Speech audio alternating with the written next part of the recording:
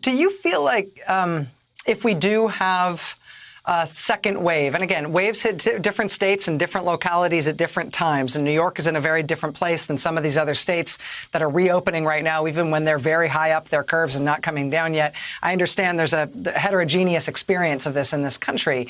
But if we do get a big national second wave of this in the fall, and New York finds itself back in the thick of it, and other states that have been hit hard find themselves back in the thick of it, do you have hope that we would have a national unified response where everybody's pulling in the same direction, at least for the second wave? Or do you think it's still just going to be all 50 states for themselves again? No, I don't. There's no reason to think that you're going to have a different response from the federal government. The federal government charted its course, and we know what that course is. Now, I spent, as you know, 8 years in the Clinton administration. I was Secretary of Housing and Urban Development. I did all the emergency management, participated in it during that time. So I come from a very different school, right? And I do believe the federal government, this was a federally declared emergency, right? That normally means the federal government is the lead agent. And I believe you could have a more muscular, more intelligent federal government's response here, rather than leaving it to 50 states, right?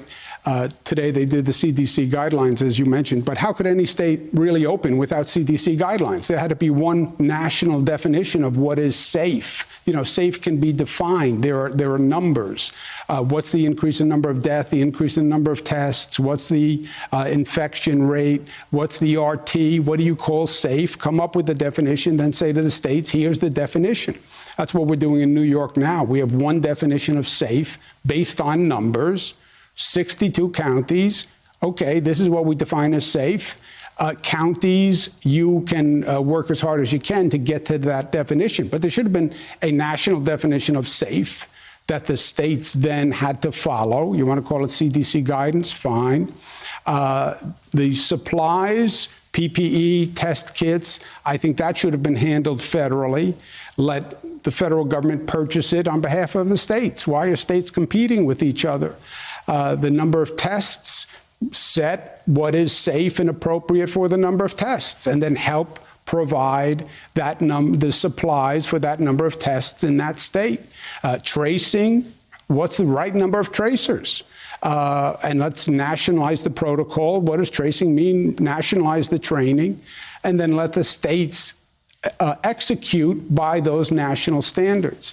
That's what the federal government could have done. They didn't do it. They left it to these 50 different states with no real guidance or national standard. You're right, New York, the curve is coming down. You take New York out, the curve is going up, Rachel, and they're opening. You know, by what standard? So I don't think that's going to change for the second wave, if there is a second wave, because that's the federal course and the ship has sailed.